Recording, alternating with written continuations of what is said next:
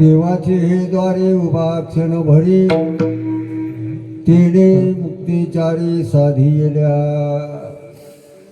प्रतोष प्राप्त स्थळी ग्रामदैवत मारुतीरायाच्या दरबारामध्ये आपल्या ह्या छोट्याशा पवित्र गावामध्ये संत मुक्ताबाई यांच्या स्मरणार्थ पुण्य स्मरणार्थ सर्व गावकरी मंडळीच्या सहभागाने प्रेमाने अखंड हरिनाम सप्त्याचं आयोजन सर्व गावकरी मंडळीला मनपूर्वक धन्यवाद.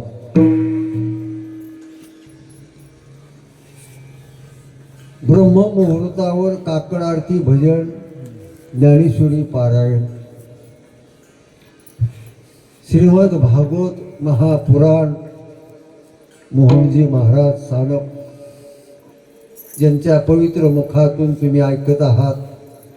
हरिपाठ, हरि कीर्तन, हरि जागर, अन्नदान असा हा ज्ञानोबराया तुकोबरायाला मान्य असलेले परमार्थिक साधनेचा कार्यक्रम नोहे देवाला देखील बरं वाटतं. त्याचा हरी का वाटे देवा, त्याचा हरी का वाटे देवा,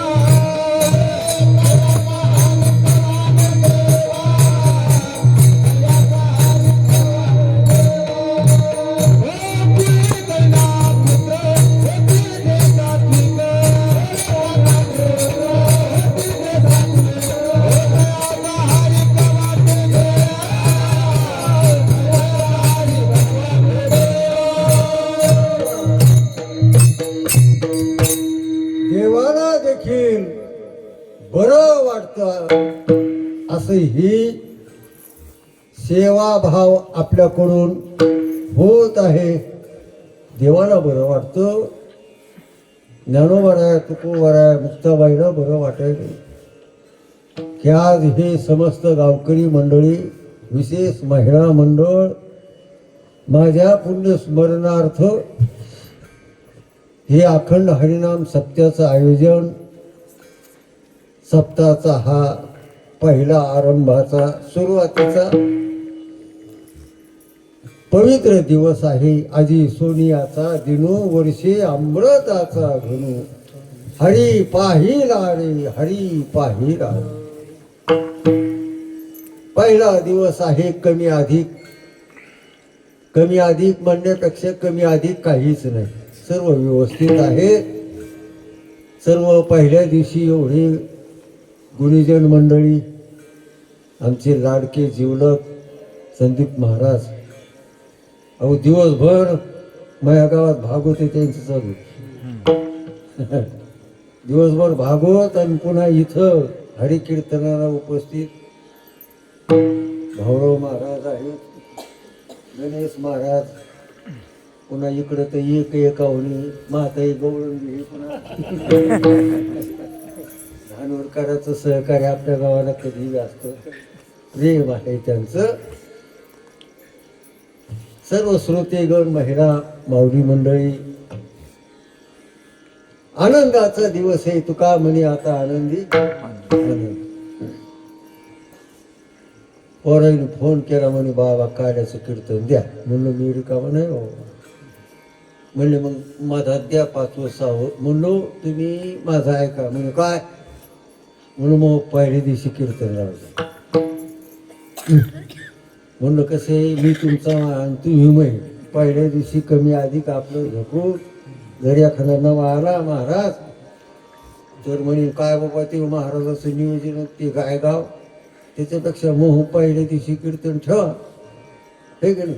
म्हणजे कमी अधिक काही असेल ते मी सांगेन तुम्हाला, पण तसं काही कमी अधिक नाही. चला, ज्ञानी यांचे राजे योग्याची माऊली साधकाचा मायबाप म्हणती ज्ञानाबाई आहे. ज्ञानेश्वर महाराज यांच्या ह्या छोट्याशा ग्रंथाचं नाव आहे हरिपाठ. आपल्या गावात 12 महिने हरिपाठ आहे. टाळ्या वाजा गावकरी मंडळी. 12 महिने हरिपाठ करायला पाहिजे. नित्य नेम नामी ती प्राणी दुर्लभ लक्ष्मी वल्लभ तयाजवळी. पवित्र हरिपाठातला हा सुरुवातीचा पहिला अभंग आहे. भजनी मंडळीलाच काय पण खाली बसणाऱ्या मंडळीला देखील कानपाठ का व्हायना पण अभंगाचा परिचय आहे. कोणाच्या कानपाठ कोणाच्या तोंडपाठ सर्वाच्या पाठी पोटी असलेला हा अभंग आहे. अभंगामध्ये आपलं सर्व दडलेलं आहे. आपल्याला जे लागतं ना ते कशात आहे? अभंग. आपल्याला पाहिजे सुख ते हरिपाठात. आपल्याला लागणारं ज्ञान हरिपाठात. आपल्याला मिळायचं कमायचं पुण्य तेही हरिपाठात. नरद्याचं कर्तव्य काय आहे याचं बी ज्ञान हरिपाठात. देव कशाने प्राप्त होतो याचंही चिंतन हरिपाठात. मुक्त्या कशाला म्हणतात, मोक्ष कशाला म्हणतात, माया कशाला म्हणतात, देव कशाला म्हणतात, हे सर्व जे आहे ते कशात आहे? हरिपाठात. म्हणून वाटतो छोटासा ग्रंथ पण महान ग्रंथ. फार मोठा विचार त्या हरिपाठात. या जीवनाचं जीवन सुखीमय बनण्याची साधना जर कुठं असेल तर ती हरिपाठ. तेथे असे देव देखील हरिपाठात आहे.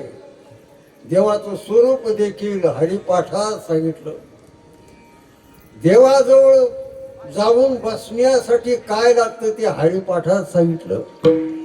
देव लोकात जाता येतं त्याचंही चिंतन हरिपाठात आहे. देवासारखं रूप कशाने प्राप्त होतं ते बी हरिपाठात आहे. आणि देवच कशाने होता येतं ते बी हरिपाठात आहे. हरिपाठात काय नाही हरिपाठात जे आहे विश्वात ते सर्व हरिपाठ. हरिपाठामध्ये प्रकारचा आहे कारण तो पाठ आहे आणि हरीच आहे. पाठ म्हणजे चिंतन, सततपणा, अखंडपणा. याला काय म्हणतात? पाठ म्हणतात. पाठ सतत नेहमी करता रात्रंदिवस हे जीवनभर त्याला पाठ म्हणतात. आणि तोही हरीचा. हरीचं सतत नामचिंतन, हरीबद्दलचं माहिती चिंतन, हरीबद्दलचं सुखाची कल्पना विचार सतत आपल्या मनात राहात म्हणून हा पाठ आहे. आणि तो कोणाचा नसून तो आहे हरीचा. हरी हा देवाचं नाव आहे. अनंत देवाचे नाव आहेत पण हरी हा एक प्रामुख्याने शब्द देवाचा आहे.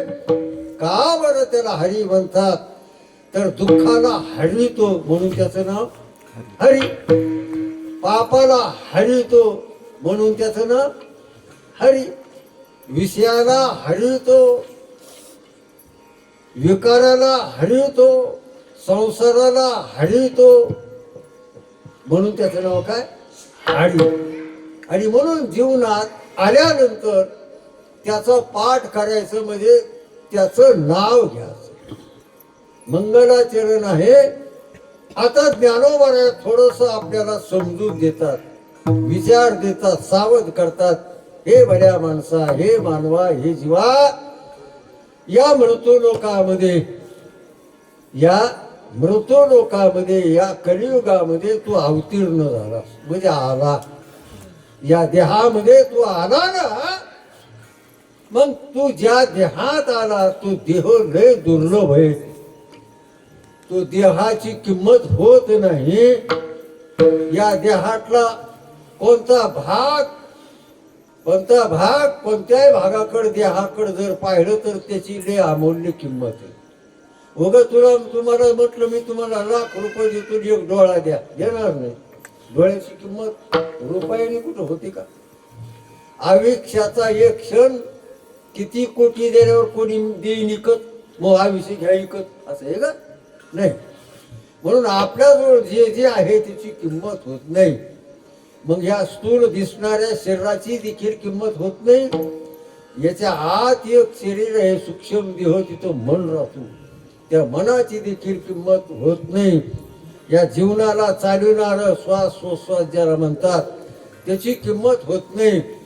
हे देह टिकवण्यासाठी आयुष्य दिलं मुद्दल त्या आयुष्याची किंमत होत नाही. आणि जेने हा जीव दिला दान त्या जीवाची तरी काय किंमत. म्हणजे आपल्याजवळ जे जे आहे ते फार महत्वाचं आहे किमतीचं आहे दुर्लभ आहे आणि परत हे पुन्हा मिळत नाही. हा देह एकदा गेला रे गेला शेवटची पाळी हे एक मनुष्य जन्म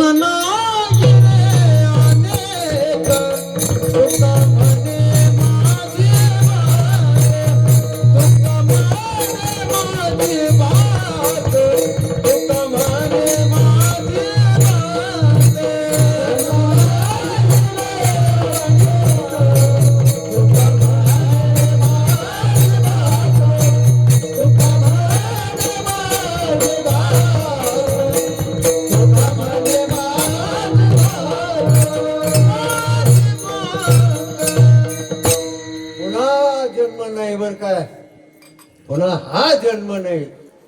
अनेक जन्म आहेत पशु पक्षाचे जन्म आहेत पण हा देह हे जीवन हे डोळे हे कान हे हात हे पाय या विषय हे मन ही बुद्धी हे चित्त पुन्हा मिळत नाही. शेवटची महत्वाची गोष्ट असते. शेवटची महत्वाची गोष्ट असते. संबंध जोडायच्या वेळेस मग म्हातारं उठतं ते म्हणतं बघा शेवटी 4.5 लाखावर जमतं का. आता शेवट आहे महाराज जमतं का पा नाही तर मग राम राम. हा शेवटचं महत्वाचं असतं हे माधव महेश गेला म्हणठ्याला माझ्या कसं सौदा करू लागला त्या व्यापाऱ्याला म्हणू लागलं 5.5 महादेव बघा 60,000 हे शेवट देता का. शेवटचं महत्वाचं असतं.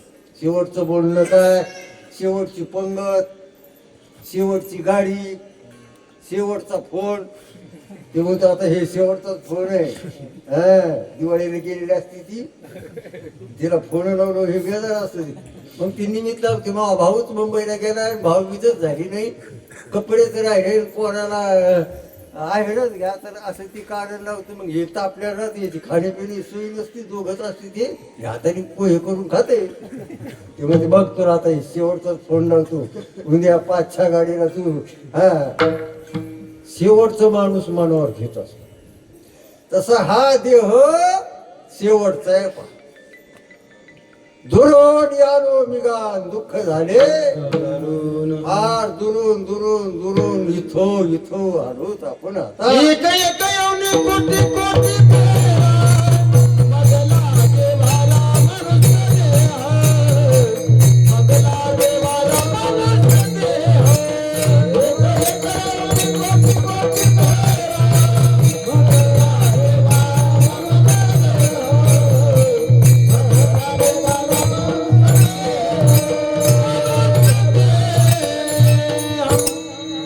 किती जन्म यावे नित्य व्हावे एका एका देहामध्ये.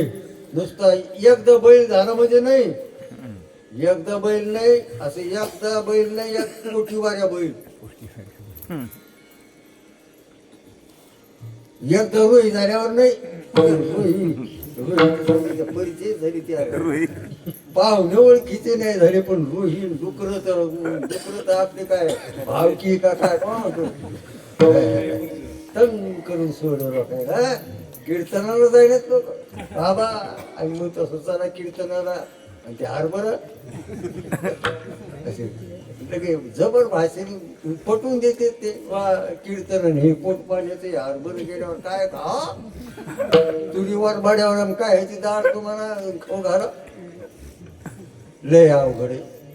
शेवटी आपण या देहात आलो पण आता या देहात आलो तर आता इथं कायमचे राहणार आहेत का आपण.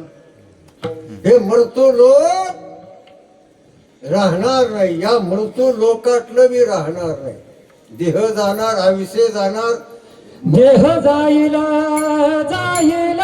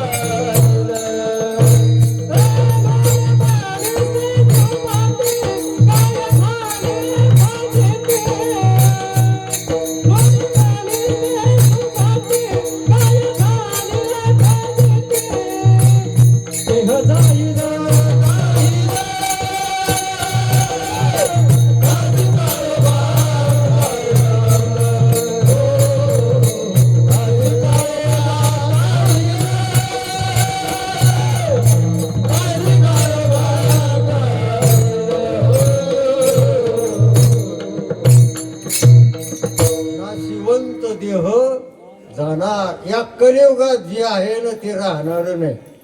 कलियुग जाणार, हे घर जाणार, शेतीवाडी जाणार, लेकरं बाळ जाणार, आणि आपण राहणार का? आपणही जाणार. पाहुणा येत असतो, राहत असतो, जात असतो. पाहुणा येत असतो, एक दिवस राहत असतो, जात असतो. आल्याला पाहुणा कायमचा राहतो का? त्याला जावाच लागतो. किती जरी सायसोय तुम्ही त्याची आदर सत्कार केला, राहील का आपल्या गाव? तुमचं नाही जावं लागतं. तुका म्हणजे ठाया जाय आपुली आली, जिथून आला तिथं जावं लागतं.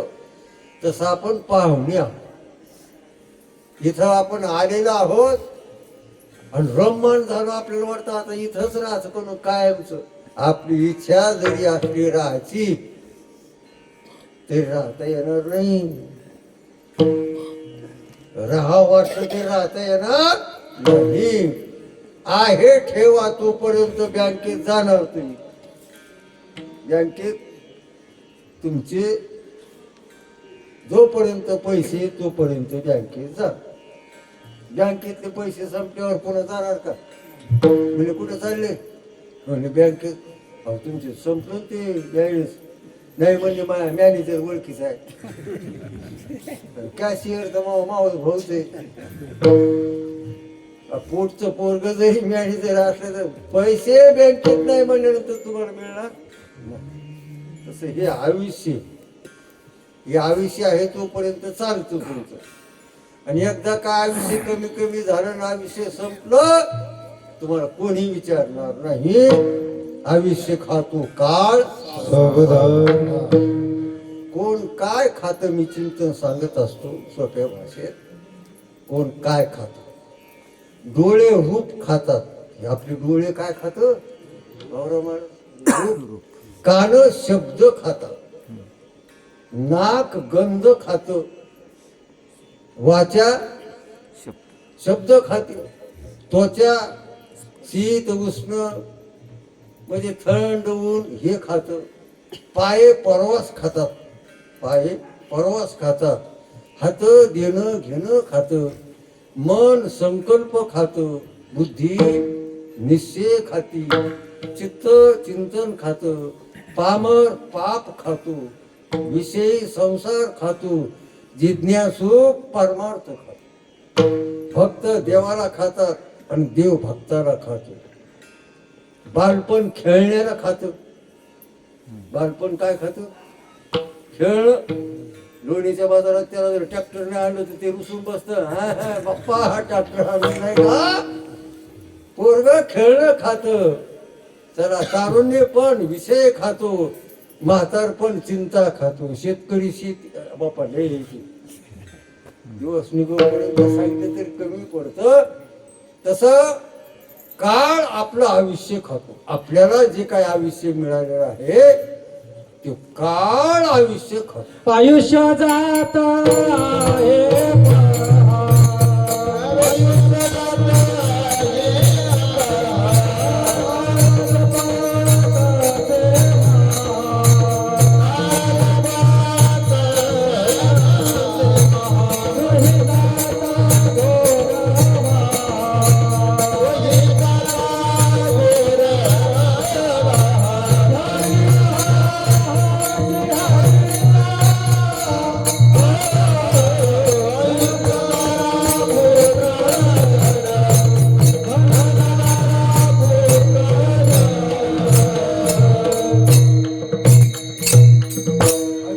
चाललं गेलेलं आहे, जाणार आहे, राहतच आहे.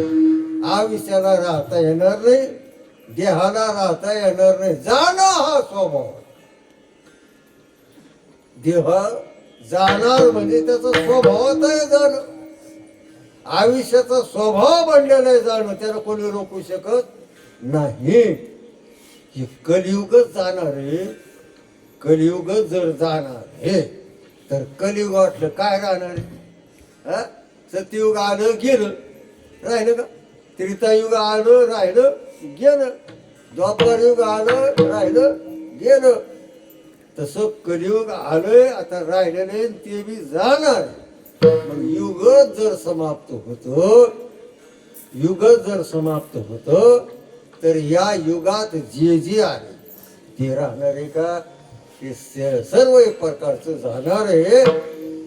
ज्ञानोबराय चिंतन देतात, त्याला सावध करतात. भल्या माणसा, देवाने तुला ही अमूल्य किमतीचा ठेवा तुझ्या हातात देवे तुला देवाने दिलं नाही हे सर्व जे आहे.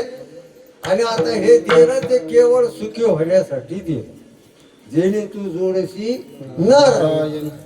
हे जीवन जे दिलं देवाने, देवाच्या प्राप्तीसाठी, देवाची सेवा करण्यासाठी, संताची सेवा, संताचा विचार, रामायण, श्रीमद भागवत पुराण ऐकण्यासाठी, एकादशी व्रत, पंढरपूर, आळंदी, पैठण, देऊची वारी करण्यासाठी, आई वडिलांची अन्नदान करण्यासाठी तुला हे दिलं. मग ज्याच्यासाठी हे दिलं त्याच्यासाठी खर्च करावा. ज्याच्यासाठी दिलं त्याच्यासाठी खर्च केलं तर काही अपराध नाही. देवाने देवासाठी जीवन दिलं, पण माणसाने त्याचा उपयोग आणला संसार. त्याचा खर्च कुठं केला? संसारामध्ये. खर्च देवासाठी करायचा, पण खर्च कुठे केला त्यांनी? संसारात. घोडं घ्यायचं, पण अगोदर खोगीरच घेत बसला. चिंगूस माणूस होता, पण श्रीमंत होता. 2 किलोमीटर शेत.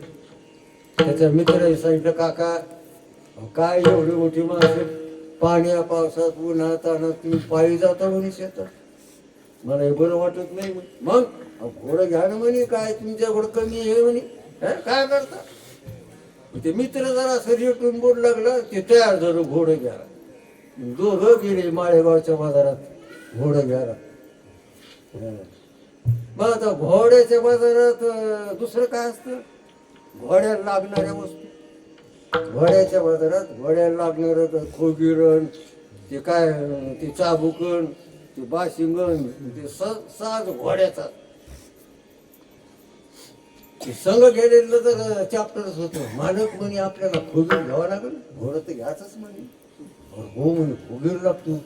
घेतलं ते चाबुकही घेतला, ती बाशिंग घेतली, झुलही घेतली. आता खिशात काय राहील? खिशात काय राहिलं? मेलेले पैसे समजे खर्च केले.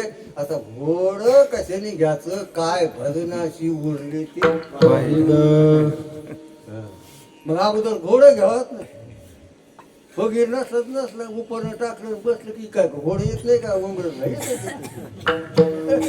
पण हे बसलं तसं तुम्ही काय केलं? अगोदर हे खोगीर घेतला संसाराचा, परमार्थाचं घोडं घ्यायला तुमच्याजवळ काही राहिलंच नाही. गेलं आयुष्य.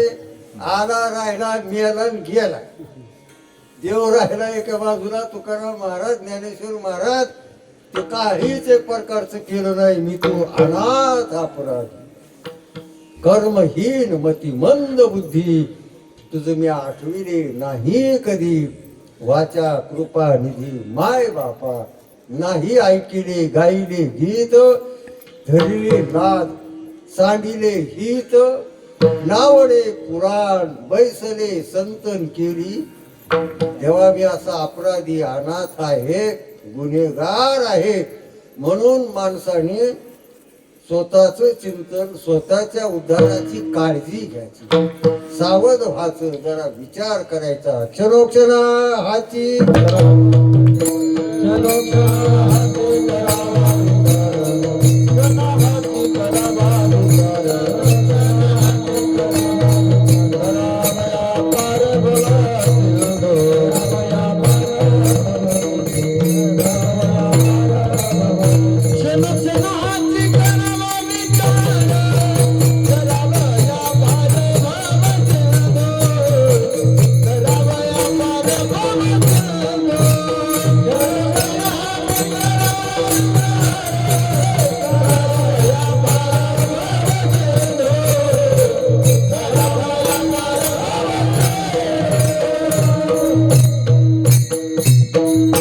स्वतःच्या हिताचा विचार, स्वतः पुण्य कमिण्याचा विचार, दुःख निवारण करण्याचा विचार, देव प्राप्तीचा विचार आपल्याला करायचा आणि तो इथं करता येतो. करता येत नाही का? करता येतो, सर्व करता येतो. आणि सुखाचाच काय विचार करता येणार नाही का? करता येतो. विचार केला तर सुख मिळतं. पण आपला विचार वेगळा प्रपंचाबद्दलचा. ज्ञानोबराय म्हणतात ते तुमचा विचार जरा बाजूला ठेवा. हा विचार आणि अहंकार सांडीचे जरा बाजूला ठेवा. ते मग आस्तीची वस्तू तरी आपली स्वस्ती आपणची केली. हे दुसरा बाजूचं तुमचा संसाराचा विचार बाजूला ठेवा. देवाचा विचार करा. का बरं करीत नाही की ज्या देवाने आपल्याला इथं बसू दिलं, मी आता उभा राहिलो चालेल ही श्री कोणाची म्हणून स्वतःचा विचार करायचा. आपण करा सोडवून संसार बंधन.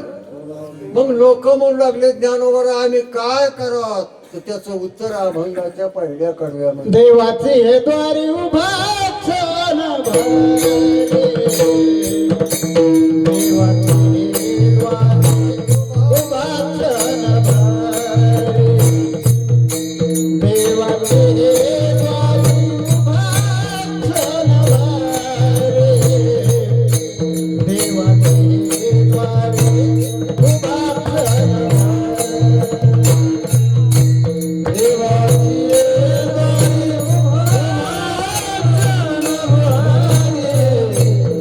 द्वारी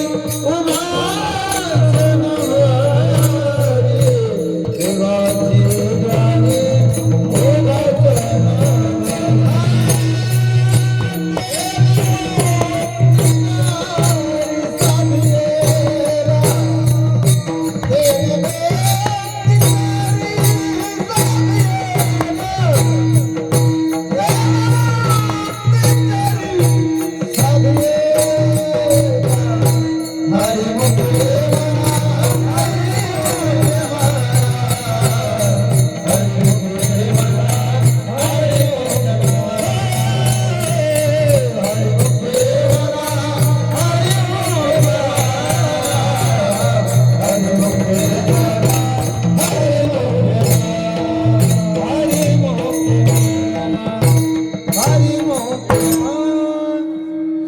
होण्यासाठी, उद्धार करण्यासाठी, दुःख निवारण करण्यासाठी ज्ञानोबराय या भंगातून उपदेश करतात. म्हणजे आपल्याला सांगतात हे जीवा, हे मानवा, हे माणसा, तू काय कर, देवाच्या द्वारात जा.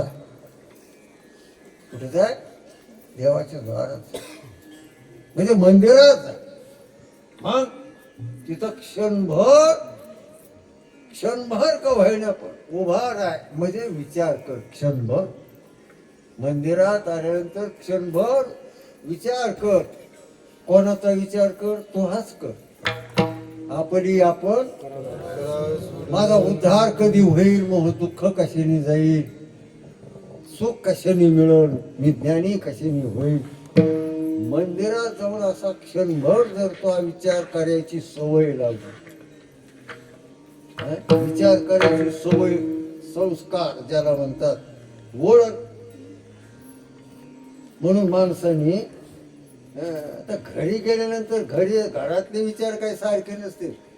वेगळे नवरा वेगळाच बोलतो, भाऊ वेगळाच बोलतो, दीर वेगळाच बोलतो, सासू वेगळीच बोलती. काय तिथं विश्रांती नाही कुठे, क्षणभर देखील विश्रांतीचं ठिकाण आपलं घर नसतं. घरात काय चांगला विचार आहे का? कोणी काही टोचू टोचू बोलतं काही? घरात प्रत्येकाच्या घरात हेच आहे, फक्त दारात येऊन सांगत नाही. घरात काय झालेलं माणूस दारात येऊन सांगतो का? उगाच आपलं हासराच्या अरे नाही बरे काय बरे काय बरे, तो घरातलं सांग ना काही. घरातलं आणि खरं सांगू नाही, झाकडी मूठ ते सांगायसारखंच नाही ना. काय सांगायसारखं हे? म्हणून घरात स्थिरता एक प्रकारची नाही, समाधान नाही. फक्त समाधान कुठं होतं? फक्त मंदिरात एक प्रकारचं समाधान होतं. म्हणून ज्ञानेश्वर महाराज म्हणतात, तू काय कर, क्षण भरतो आहे ना, पण मंदिरात येऊन बस ना. मंदिर कशासाठी आहे? विचार करण्यासाठी. त्याला एकदा संस्कार दिले ना, नवीन नवीन नाही विचार करता येत. आता हे न उपरणं कमराला कुठे राहिले, मुल्या खांद्या ताईकडे दिल्यावर तुम्ही हाप दिल्यावर विचार काय ते वडील भर कीर्तन होते त्या उपरणं ते जरा नवं आहे पा. आणि ते आजच आले. काय महाराज कोणावर काय प्रेम असतं, मी तर असं थक होतो. माझ्या जीवनातले अनुभव जर सांगितले तर नाही कठीण. काय कोणावर प्रेम असतं? आता सांगा, त्या रोहिदास असं मग काही नाते का? किंवा मग सोयरा तर नाहीच नाही, पण माझ्या बाबतीचा विचार नाही. पण त्याची पत्नी, धर्मपत्नी, काय प्रेम आहे. दरवर्षी मला आहे करते, आपल्याच गावची रोहिदास. परवाला फोन केला म्हणे, बाबा ते तुम्हाला आहे म्हणून. बाबा मी घ्यायला तयार आहे. आमजोड द्यायला काय नाही तयार, आम्ही घेणारी माणसे. आमजोड द्यायला काय, चला विनोदाचा भाग सोडून द्या. क्षणभर का व्हायना पण मंदिरात आलं पाहिजे माणसं. तर विचार होतो. हे मंदिर फक्त विचार करण्यासाठी हे देवाचं द्वार आहे. ते काय घराचं द्वार नाही, ते काय ह्याचे देवाचं द्वार एक प्रकारचं हे. इथं येऊन क्षणभर आपल्याला विचार करायचा, क्षणोक्षण हाची करावा. म्हणजे स्वतःच्या उद्धाराचा विचार करायचा. आणि त्या मंदिरातलं जे काही दैवत असेल त्या दैवताचं स्मरण करायचं, त्या मूर्तीकडे पाहायचं आणि स्वतःचं दुःखाचं गाणं सांगायचं. काही मी उधार पावेन,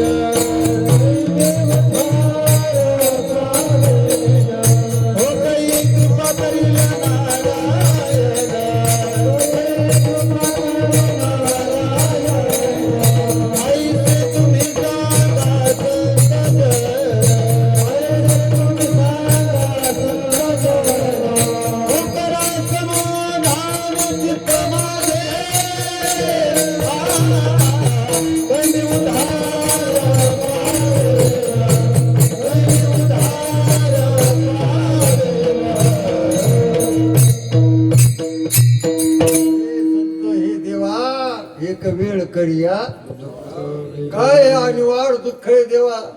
आणि दुःख जाईल तर केवळ देवामुळेच जाईल. तिने विण जीवा देवच आपलं निवारण करतो दुःखाचं. देवच आपलं पापाचं निवारण करतं. म्हणून मंदिरात गेलं पाहिजे, आपलं सर्वस्व देवाला अर्पण केलं पाहिजे. मनवोनी शरण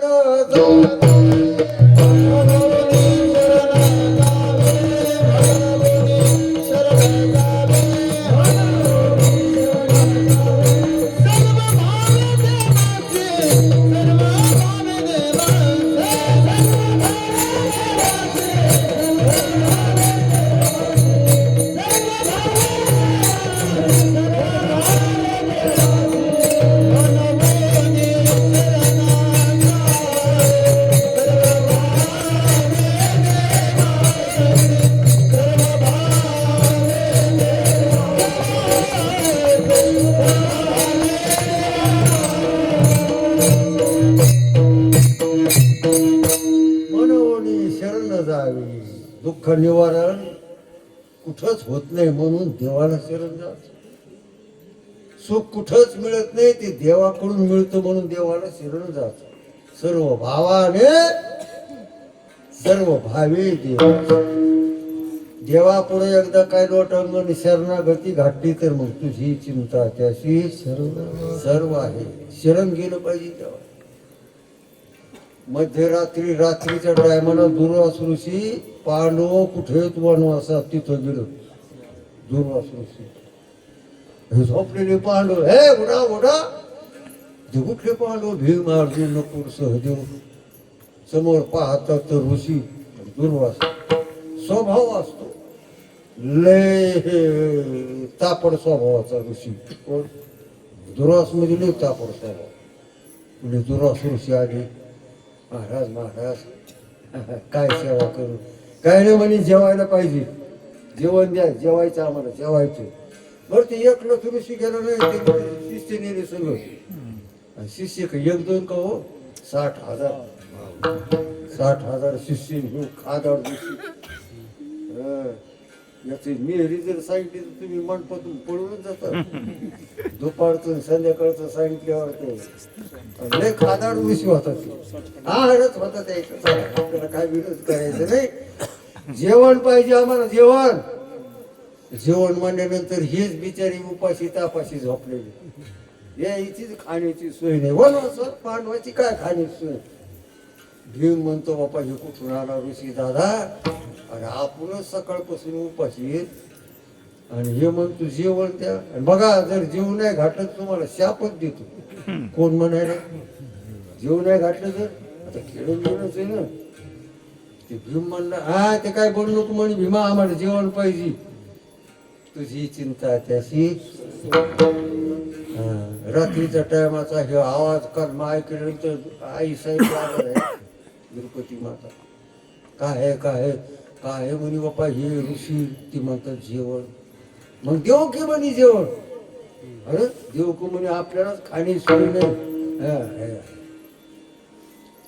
द्रौपदीने आई साहेबांनी सांगितलं महाराज तुम्ही काय करा गंगेवर जा स्नान करा. तुमचा जो काही विधी कर्म आहे ते आटपून या तोपर्यंत तुम्ही स्वयंपाक करते. आता धर्म अर्जुन खूपच बसले. भीम म्हणे आता बाबा स्वयंपाक ते आंघोळ करून येऊ तर स्वयंपाक गप्पच राहिले. गेले स्नान बरं काय लवकर करा.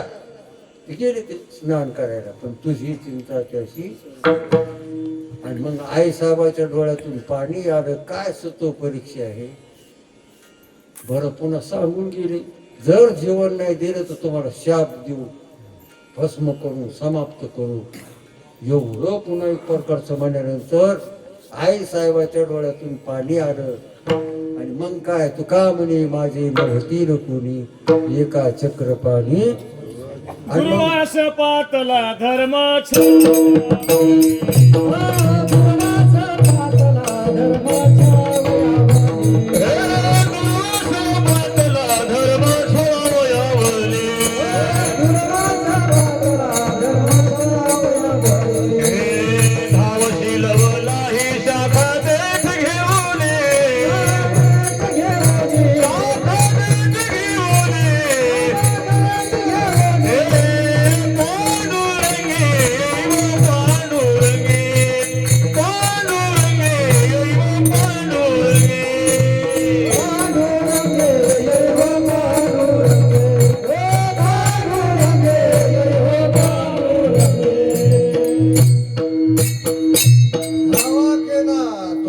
बंधू म्हणे द्रौपदीचा.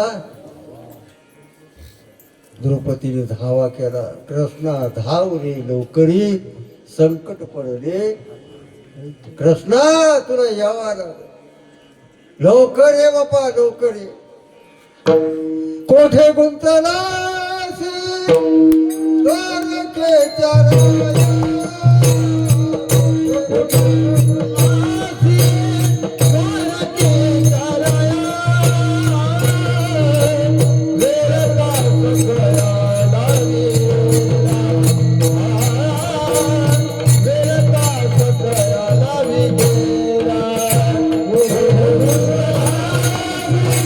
Oh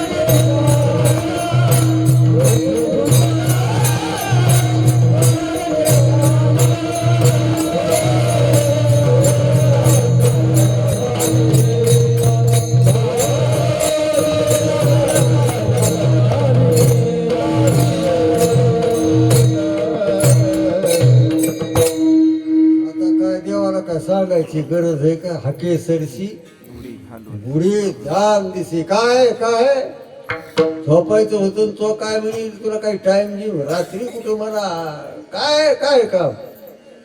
सर्व कथन केल्यानंतर भगवान गोपाल कृष्ण म्हणतात काही चिंता करू चिंता करू नको.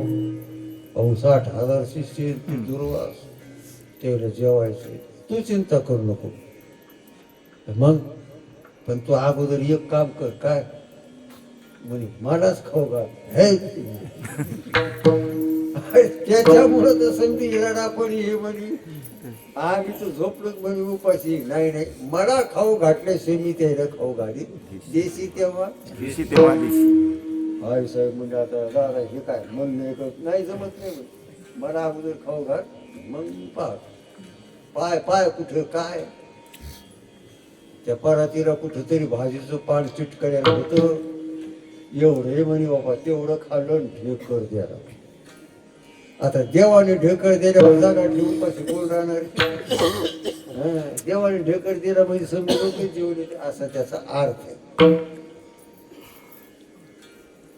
तिकडच पाची पांडव तयार केली यमुनीच्या तीरावर.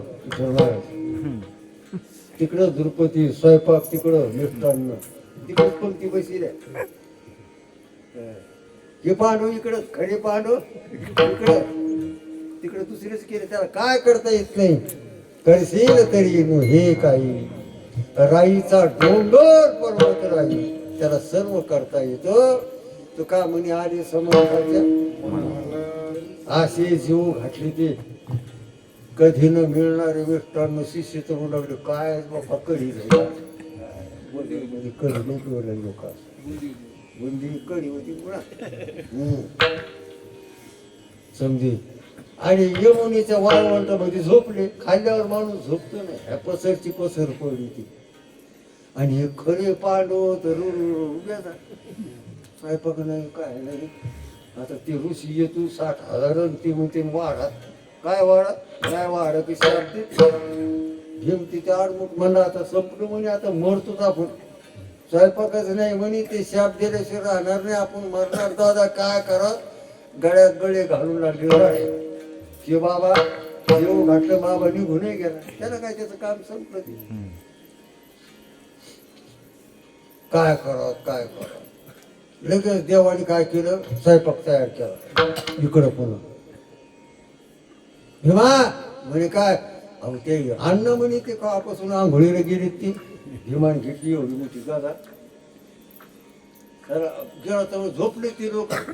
भीमांना बाबा हे अशी कशी लोक ते उपाशी पोटी यायला झोपा कशा लागल्या.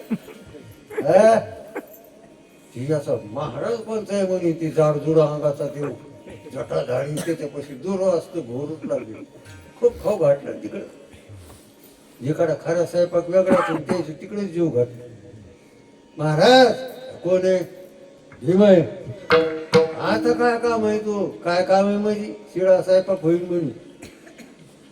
स्वयंपाक शिळा होईल म्हणे. चला म्हणे काय बेजारी आमची लावली स्वयंपाक तयारी तिकडं उठा. दुरास म्हणले भीमा अरे तो काय आग्रह करू करू खाऊ घातलं. आता भीमाला याचा मिळत नाही काय त्या अगोदरच आडमुठ होता. ते मला असं काही बोलायचं नाही. चला उठा म्हणे स्वयंपाक. उठतेच काही वाळवतो म्हणजे झोपे लागले अशी उठत नाही.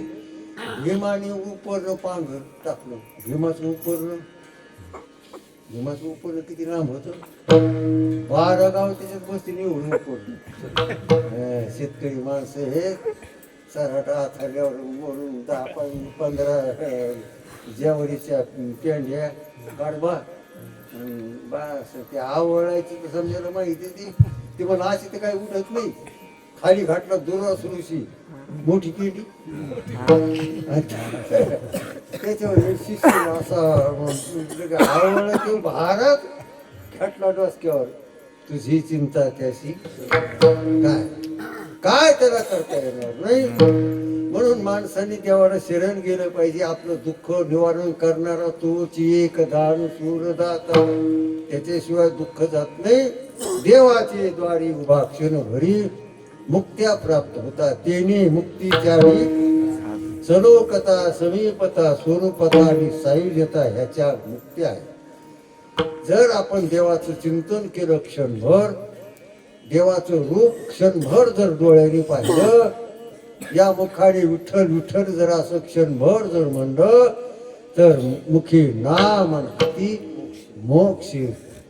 त्याचं नाव घेतल्यानंतर तो आपल्याला मुक्त करतो, दुःखातून पापातून बंधनातून मुक्त एक प्रकारचं करतो. ज्ञानोबा म्हणतात काही कठीण नाही. तुम्हाला मी जे काही साधना सांगणार आहे ती फार सोपी साधना सांगणार आहे. अभंगाच्या दुसऱ्या कडव्यावर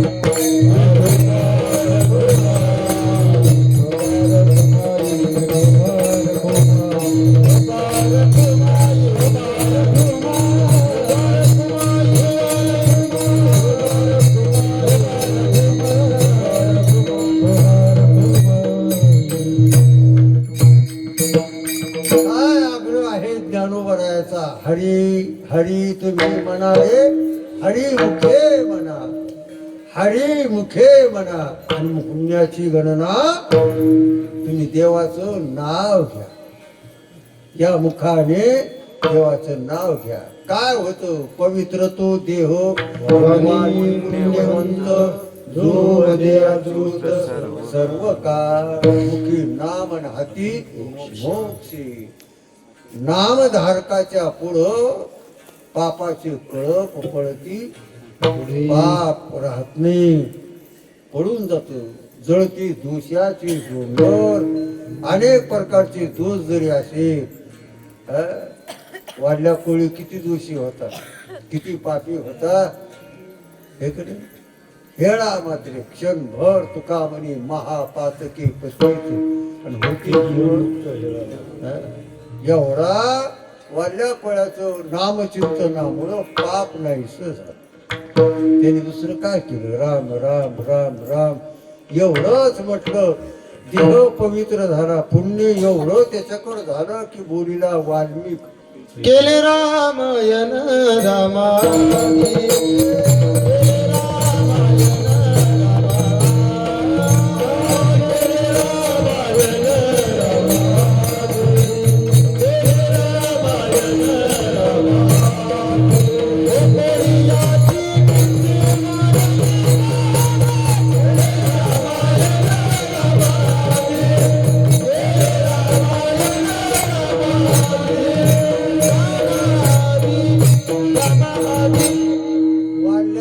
वाल्मिक ऋषी. ऋषी झाले. ऋषी काय केलं त्यांनी? काय नाही, फक्त देवाचं नाव घेतलं. फक्त काय केलं? देवाचं नाव एक प्रकारचं घेतलं. म्हणून हरी मुखे म्हणा. या पवित्र मुखाने हरी म्हणायचं. येणे मुखे तुझे वर्णी गुण नाम. या मुखाने त्याचं देवाचं नाव घ्यायचं. मग आपण कुठे बी असो असा गती करा जिथं असतं तिथं. आणि हे नाम सोपं, हे काळ वेळ नाम उच्चारिता नाही. सकळाशी येथे सर्वांना देवाचं नाव घेता येतं. आपल्याला अधिकार आहे, घ्यायला पाहिजे. त्याच्याशिवाय आपला उद्धार एक प्रकारचा नाही. साधू संतांनी फार सोपा परमार्थ सांगितला. सोपी वर मामा सांगितली संती. सुखप्राप्तीचं सोपं वर्म मध्ये देवाचं नाव. ज्ञानोबाराय तुकोबारायांनी काय केलं तेच केलं. दिन रजनी हाची धंदा गोविंदाचे, राम कृष्ण हरी विठ्ठल केशवा, मंत्र हा जपावा, विठ्ठल विठ्ठल मना वेळोवेळा, आणि हा सुख सोहळा हरी मुखे मना. पण हे करण्यासाठी काय घरदार सोडण्याची गरज नाही. ज्या संसारात आहात तिथंच हे करता येतं. तिसऱ्या कडव्यामध्ये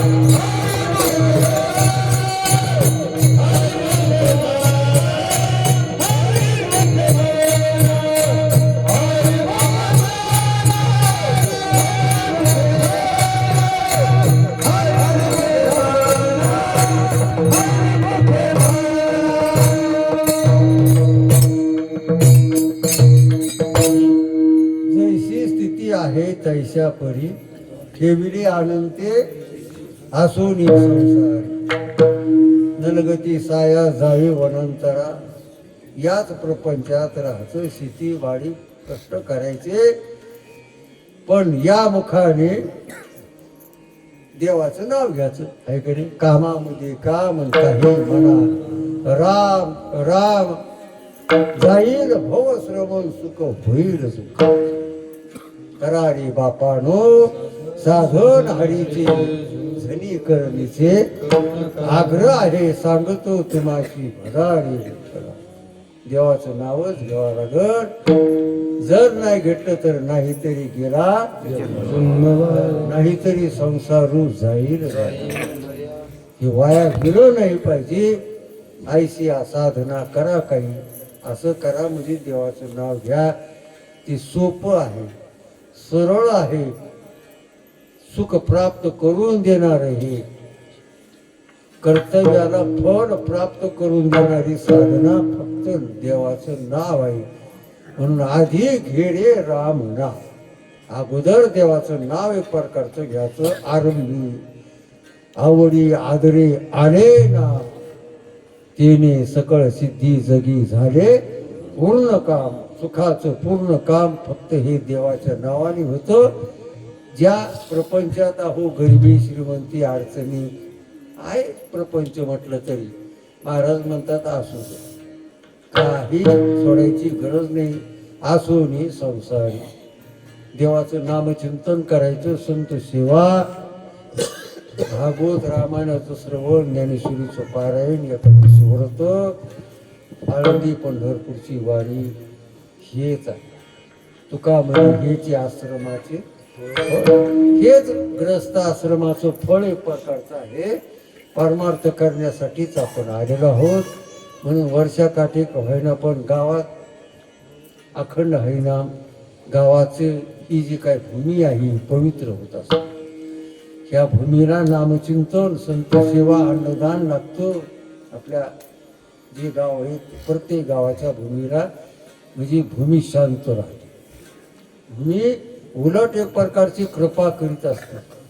कृपेचे अनेक प्रकार आहेत. देवाची कृपा, संत कृपा, शास्त्रीय कृपा, आणि ही आगळी वेगळी कृपा म्हणजे गावाच्या भूमीची कृपा. भूमी प्रसन्न झाली तर घरात धन धान्य लक्ष्मीचा वास असतो. म्हणून गाव पवित्र म्हणजे गावाची भूमी पवित्र होण्यासाठी हे ऐशिया साधना करा काही हे आपल्याला करावंच लागेल. ज्ञानेश्वर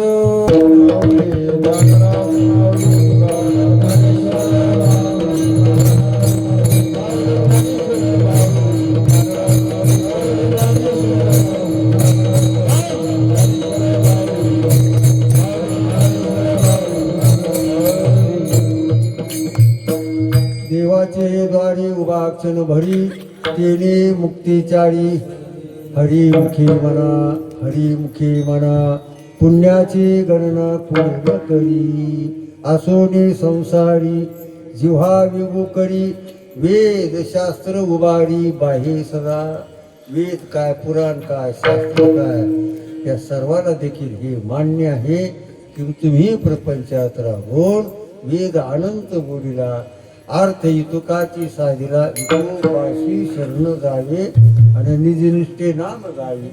वेद काय 18 पुराणी 250 गात चहुवेदी जाण शाही शास्त्र 18 पुराणी. हे पुराण काय शास्त्र काय हेच सांगतं की तुम्ही या देहात आलात परत हा देह मिळणार नाही. याच देहामध्ये करावी तातडी लवकर देवाचं नाव घे आणि याच्यासाठी संपूर्ण जीवनाचा विश्वास ज्ञानोबाराया तुकोबाराया मुक्ताबाईवर असायला पाहिजे. संताची पायी हा माझा सर्व भावी दास तर तेच माझे हित. संतच आपलं हित आपल्या ध्यानात आणून देतात. संतच आपल्यावर कृपा करतात. संतच आपल्याला उद्धाराचा मार्ग देतात. म्हणून संताची आठवण केली पाहिजे. धरी धरी आठवण मानी संताचे. पांडवांनी काय केलं पहाती पांडवा खंड वनवासी परिते देवाशी. काही नाही फक्त कृष्ण कृष्ण कृष्ण कृष्णच म्हटलं म्हणून द्वारकेचा राणा ज्ञानदेव म्हणे व्यासाची या पुन्हा आणि द्वारकेचा राणा पांडवा. ज्ञानदेव